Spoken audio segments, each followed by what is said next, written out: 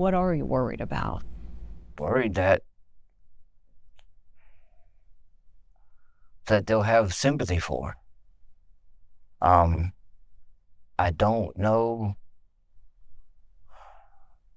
exactly how the parole board works, because this will be the first time. Meaning, I don't know if it's a majority rules or if it has to be unanimous for her to get paroled. But if it has to be just a majority rules, that really scares me. Because then it'll only take a couple to have sympathy for her and to think that 30 years is enough. And I'm terrified that she could possibly get out. A lot of family, a lot of friends say it won't happen, especially not the first time. And I think that too, but still a possibility it still could happen.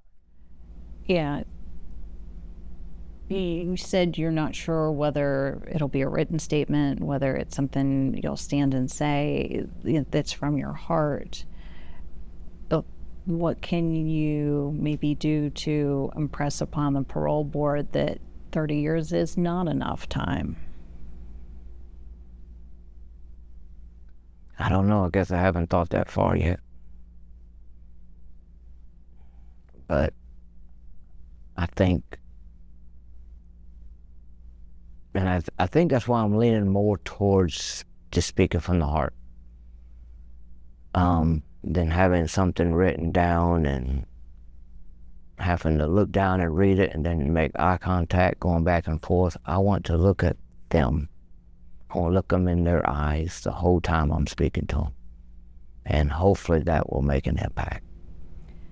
I think as we spoke with the Union County Sheriff, who could potentially be asked his opinion, and talking to Tommy Pope, the prosecutor who handled the case, and some others, everybody says their recommendation is that she not receive parole, based a little bit on some of her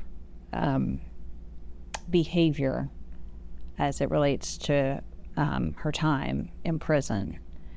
Have you followed any of that at all? And what are your thoughts? I haven't tried to keep up with Susan while she's been in prison, but when something would happen and it would make breaking news, I know about things she's done in prison. With affairs with the guards and drug use. But have I tried to keep up with what she's doing in prison? No. I've tried to forget her.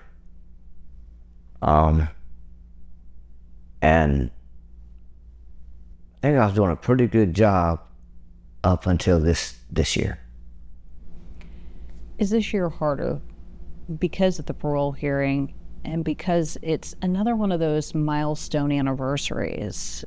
30 years, I mean, it seems like a long time, but I think it's more the parole hearing that's causing me concern and worry. And then knowing that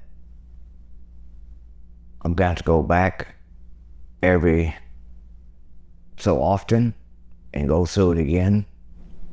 That's right. Depending upon what the parole board decides, this could be an every year type of thing. Right. This could be an every 5-year type of thing. Exactly. You have to keep making an argument. How tough is that going to be? I don't know.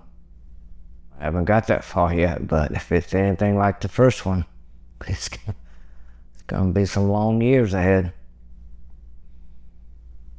Because every time she comes up, I'm going to be scared to death. This is going to be the one that she might get out. Yeah, just for your family, Tiffany. What are your thoughts? It has been very weighing heavily on me as well. Of course, we knew each other at the time that everything happened. So I've been with him since the beginning. I've seen everything, every heartbreak he's went through. I've seen all the tears, all the pain, Depression. I've seen it all. And to know that she's what has caused all of that. I mean, it's just, there's no way to describe how I feel. It's just very frustrating to think that she could possibly get out. Makes me, angry when I think about her getting out. Because like he said, she's 30 years for 2 lives is nowhere near long enough.